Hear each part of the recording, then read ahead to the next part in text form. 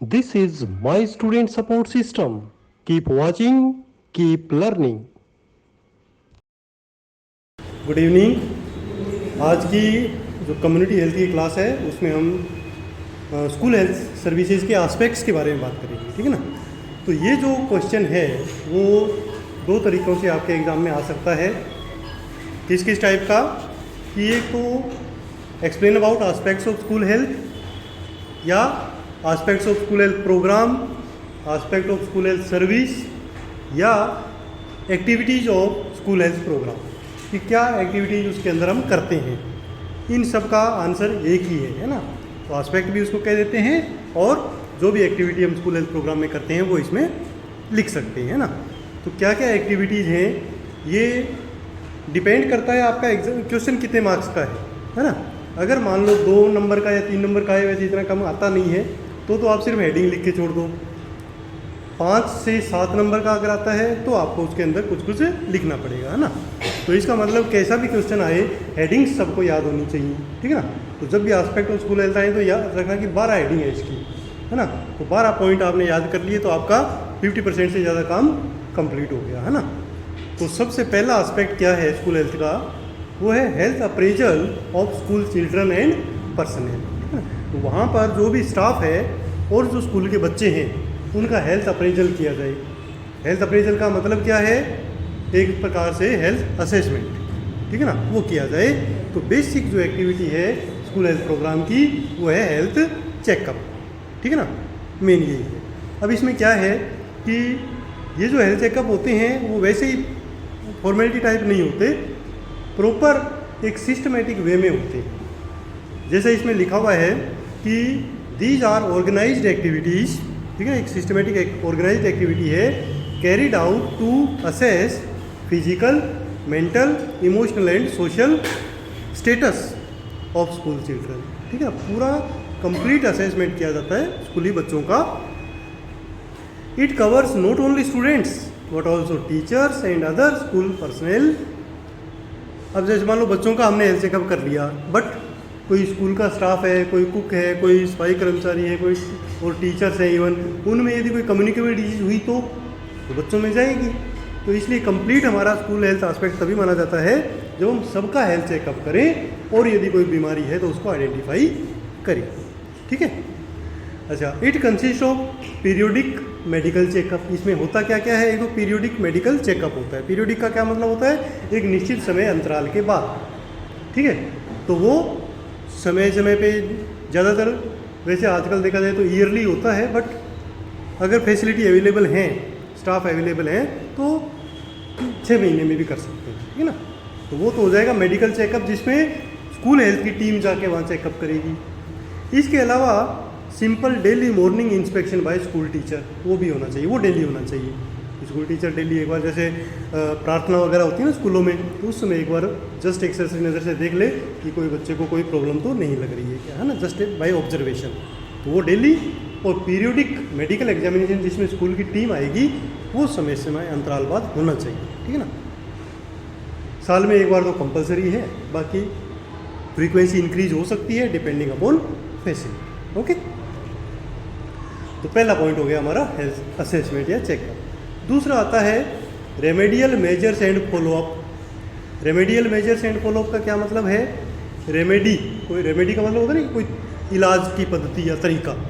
तो जो हमने असेसमेंट किया उसमें जितनी भी प्रॉब्लम फाइंड हुई, जितने भी बच्चों की, चाहे वो कुछ बच्चों की आई से संबंधित कोई प्रॉब्लम मिले, कुछ की मेंटल हेल्थ की मिले, कुछ की फिजिकल हेल्थ मिले, कुछ की न्यूट्रिशन मिले, जो भी ये प्रॉब्लम मिले आइडेंटिफाई हो, उनका फॉलोअप करना है और उनका ट्रीटमेंट करवाना है, ठीक है ना। तो उसके लिए फिर आगे प्रयास करने होंगे। Medical examination should be followed by appropriate treatment, ठीक है। सिर्फ चेकअप करके नहीं छोड़ना, यदि कोई प्रॉब्लम मिलती है तो उसका ट्रीटमेंट भी होना चाहिए और ट्रीटमेंट के बाद फॉलोअप भी होना चाहिए कि वो ठीक हुआ उस ट्रीटमेंट से या नहीं, तब जाके हमारी स्कूल हेल्थ सर्विस कंप्लीट मानी जाएगी। इसके लिए क्या कर सकते हैं कि special clinic should be conducted at PHC, है ना। कुछ स्पेशल क्लिनिक हम रख सकते हैं कि सिर्फ वो उस दिन वो स्कूल के बच्चे ही आएंगे। एक क्लिनिक हमने एक दिन रख लिया, है ना, तो वहाँ पर आके उनको डॉक्टर होंगे वो चेकअप करके मेडिसिन उनको दे देंगे, है ना।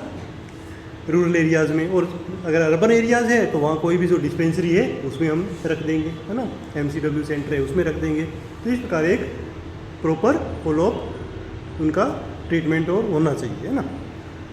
और जो क्लिनिक डेज हैं, the clinic day and time should be intimated to all concern schools.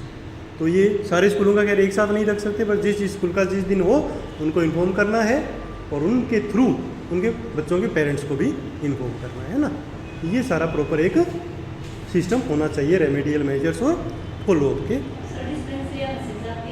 हाँ हाँ हाँ बिल्कुल। वो एक्चुअली क्या है कि पहले तो ये होता था कि स्कूल हेल्थ पूरा ही अलग ही था, पर अब साथ है तो उनको यही करना है, उनको ही करना है। हाँ वो सारी जाएंगी। डॉक्टर अगर ना जाए तो फिर क्लिनिक पे जब बुलाएंगे तब डॉक्टर उनको चेकअप कर लेंगे, है ना। अगर जाते हैं तो बिल्कुल जाना चाहिए। तो अगर मान लो वो डिपेंड करता है कि अगर फैसिलिटी है तो स्कूल में ही ट्रीटमेंट दिया जा सकता है, इवन आपको क्लिनिक करने की भी जरूरत नहीं है। बट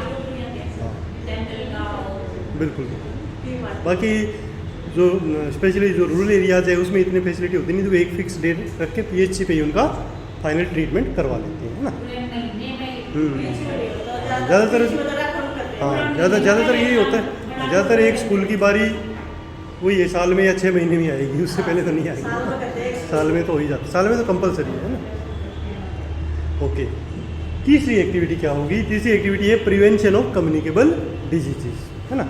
अब ये प्रिवेंटिव एस्पेक्ट है। इसमें अगर मान लो कोई बीमारी नहीं है तो भी वहाँ पर जब हम हेल्थ चेकअप वगैरह के लिए जाएंगे तो इसके ऊपर विशेष जोर देंगे कि उन बच्चों में कम्युनिकेबल डिजीज हो ही नहीं, ठीक है ना।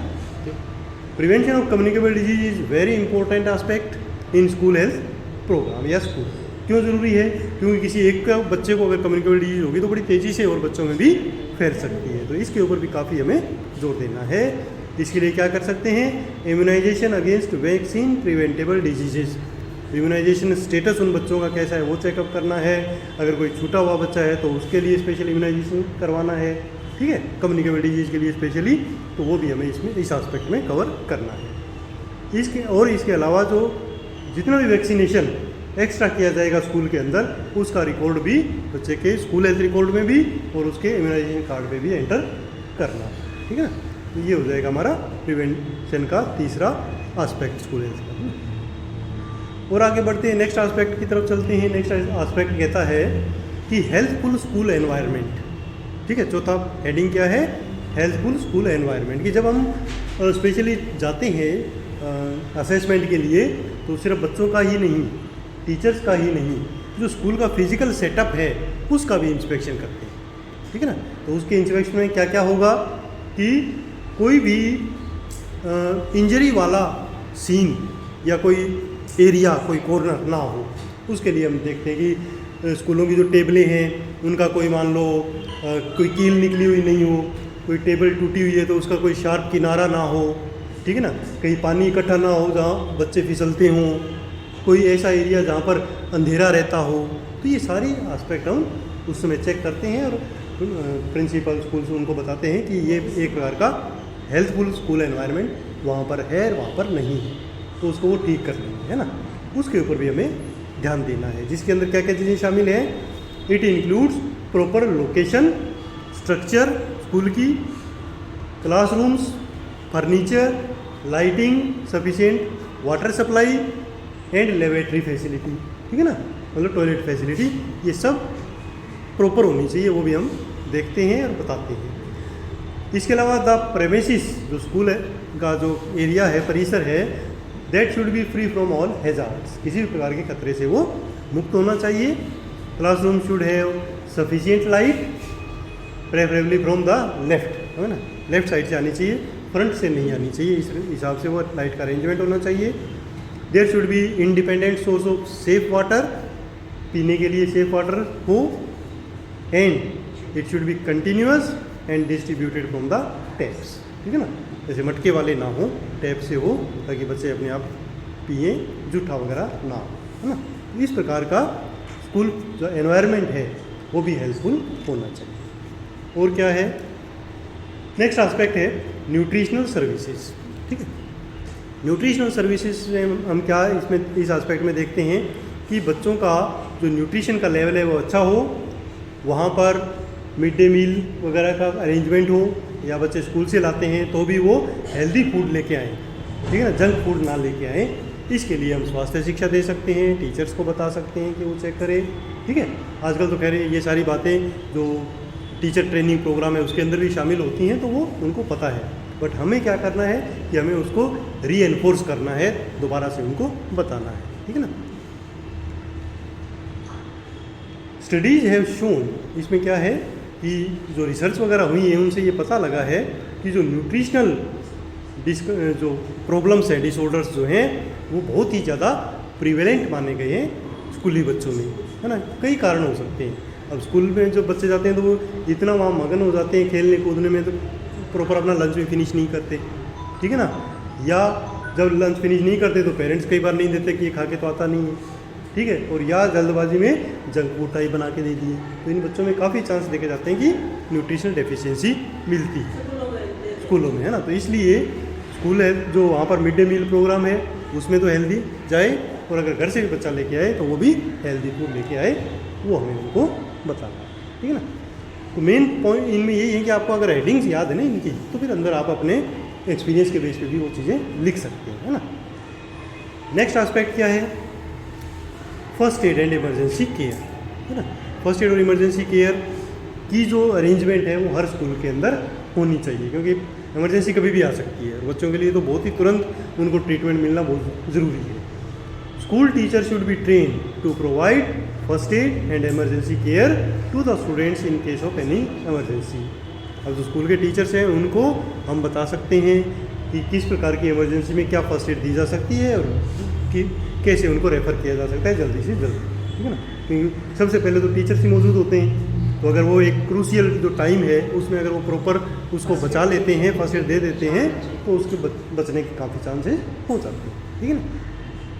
इसके अलावा there should be arrangement of school health room और first aid room and appointment of school health nurse in the school should be considered. काफ़ी जगह तो स्कूल हेल्थ नर्स भी होनी चाहिए, जो कई जगह होती भी है, अगर नहीं होती है तो एटलीस्ट फर्स्ट एड रूम बना हुआ होना चाहिए, जहाँ पर जाके कुछ इक्विपमेंट्स हों और टीचर्स को वो यूज़ करने आनी चाहिए। अगर कोई बाहर से भी कोई डॉक्टर या नर्स आती है तो वहाँ पर रूम और फैसिलिटी हो तो फर्स्ट एड वहाँ दी जा सकती है, तो इसका अरेंजमेंट भी इसमें करना होता है ना। अच्छा, नेक्स्ट एस्पेक्ट है mental health. Mental health aspect भी इम्पोर्टेंट है बच्चों के लिए। तो कई प्रॉब्लम्स बच्चों में आइडेंटिफाई की जा सकती है और उनको सिंपल काउंसलिंग के द्वारा, उनके पेरेंट्स की काउंसलिंग के द्वारा उसको हम रिमूव कर सकते हैं, है ना। Mental health of school children is very important because anxiety disorder, behavioural problem, juvenile delinquency are very common in the school children and there should be arrangement for guidance and counselling under school health programme. ये जो भी social problem, psychological problem और even mental problem अगर बच्चों में देखने को मिलती है तो उसके लिए प्रॉपर काउंसलिंग करवाई जाए। अगर काउंसलर आपका पीएचसी पे है तो उनको जो आइडेंटिफाइड स्पेशल बच्चे हैं उनकी वहाँ भी काउंसलिंग करवाई जा सकती है और स्कूल में भी करवाई जा सकती है ना, और उनके पेरेंट्स को भी बुला के उनकी भी काउंसलिंग करवाई जा सकती है। तो ये मेंटल हेल्थ का एस्पेक्ट है, वो भी हम कवर करेंगे school health programme. Next aspect क्या है, 8th एस्पेक्ट है डेंटल हेल्थ, ठीक है ना। ये भी एक बहुत बड़ा एस्पेक्ट माना जाता है स्कूल हेल्थ का, क्योंकि बहुत सारे बच्चों में डेंटल कैरीज देखी जाती हैं, गम इन्फेक्शंस देखे जाती हैं। तो उनके लिए प्रॉपर बच्चों को हेल्थ टॉक्स दी जाए, हेल्थ एजुकेशन दिया जाए कि ब्रशिंग कैसे करनी है, कोई भी स्वीट, टॉफी, चॉकलेट लेने के बाद मुंह को साफ़ करना है। खा लिया कोई बात नहीं, पूरा मना तो अपन नहीं कर सकते, but after taking sweets brushing करना, मुंह को प्रॉपर तरीके से क्लीन करना और ब्रशिंग का जो प्रॉपर सिस्टम है, तरीका है, वो उनको सिखाना ताकि दांतों की क्लीनिंग अच्छी हो और जो हेल्दी दांत रहें, है ना। हेल्थ टॉक्स उसके लिए अरेंज की जा सकती है। During school health service activity children should B explain about proper use of tooth brush and cleaning of teeth regularly, ठीक है। इसके ऊपर हमें जोर देना, क्योंकि prevention is better than cure. एक बार कैरीज वगैरह बन गई तो काफ़ी प्रॉब्लम हो जाती है। उसके बाद 9th एस्पेक्ट आता है आई हेल्थ, है ना। तो आई हेल्थ के अंदर एक तो बेसिक जो हमारी रिफ्रैक्टरी एरर्स हैं, है ना। रिफ्रैक्टरी एरर्स कौन कौन सी होती हैं, जो नियर साइटेडनेस, पास का कम दिखना, दूर का, है ना। तो ज़्यादातर जो स्कूली बच्चों में जो देखा जाता है वो दूर वाला प्रॉब्लम होती है ना, पास वाली तो अपने 40-50 के बाद आती है ना। इस लेवल के जो स्टूडेंट होंगे उनमें पास वाली हो सकती है ना, बाकी दूर वाली होती है। तो दूर वाली में सबसे ज़्यादा आइडेंटिफिकेशन टीचर्स को ही होता है कि बच्चा कहते हैं कि सर बोर्ड पे लिखा हुआ दिख नहीं रहा, जबकि टीचर ने तो सेम ही साइज़ लिखा है ना। तो जिस बच्चे को नहीं दिख रहा है इसका मतलब उसको जांच की ज़रूरत है, उसको चश्मा लगेगी, अगर नहीं लगाएगा तो और ज़्यादा प्रॉब्लम होती जाएगी, है ना। तो ये भी एक इम्पोर्टेंट एस्पेक्ट है, उसको हम कवर करवाएंगे। ट्रीटमेंट अगर हो सकता है तो ट्रीटमेंट, अदरवाइज चश्मा के लिए उसको रेफर करेंगे, है ना। अच्छा, और इसके अलावा आई इन्फेक्शन, ठीक है ना, कंजक्टिवाइटिस, ये प्रॉब्लम भी देखी जाती है। तो उनके लिए भी बचाव के तरीके, अगर कोई आंख में चीज़ गिर जाती है तो कैसे उसको निकालेंगे, पानी से उसको क्लीन करेंगे, ये सारे हेल्थ टॉक्स भी उनको देंगे, ठीक है ना। तो इससे हमारा जो आई हेल्थ वाला एस्पेक्ट है स्कूल का वो कवर हो जाता है। नेक्स्ट एस्पेक्ट है हेल्थ एजुकेशन। अब हेल्थ एजुकेशन तो वैसे देखा जाए तो मेन एस्पेक्ट है ना। जब बच्चों को हम हेल्थ अवेयरनेस के लिए जाते हैं, ऑब्जेक्टिव कंप्लीट करने के लिए जाते हैं, तो उसमें आता यही है कि हमें बच्चों को हेल्थ टॉक्स देनी है, हेल्थ एजुकेशन देनी है, नॉट ओनली चिल्ड्रन, जो टीचर्स वगैरह हैं उनको भी, ताकि वो बीमारियों से बच सकें और अपने बाकी एस्पेक्ट भी कवर कर सकें, चाहे वो मेंटल हो, डेंटल हो, न्यूट्रिशनल हो, सारे एस्पेक्ट हेल्थ एजुकेशन से हम उनको कवर करवा सकते हैं, है ना। जो भी टॉपिक हमें मिले, अच्छा लगे और ज़रूरत महसूस हो, उसके हिसाब से हम हेल्थ टॉक्स करें, ठीक है। ओके, नेक्स्ट 11th, मैंने आपको बताया 12 है टोटल ना। 11th क्या कहता है, एजुकेशन ऑफ हैंडीकैप्ड चिल्ड्रन। तो ये एक अलग एस्पेक्ट है, ये भी इम्पोर्टेंट है कि यदि कहीं स्कूलों में हैंडीकैप्ड बच्चे हैं, अपाहिज बच्चे हैं और वहाँ नॉर्मल बच्चों के साथ पढ़ रहे हैं, तो उनको स्पेशल अटेंशन देना है, ताकि उन बच्चों के जो भी कमज़ोरियाँ रही हैं उसको भुला के और मुख्य धारा में शामिल होकर वो अपना एजुकेशन के अच्छे लेवल को प्राप्त कर सकें। और यदि कोई असिस्टेंस की ज़रूरत है, कोई एनजीओ से असिस्टेंस की ज़रूरत है, उसके लिए हम प्रयास करते हैं, ठीक है ना। ताकि फाइनेंशियल कोई बेनिफिट उसको देना है, कोई प्रोस्थेसिस वगैरह लगा के देना है, कोई आर्टिफिशियल कोई उसको लिम्ब लगा के देना है ना, उसके लिए हेल्प उसकी करवा सकते हैं, है ना।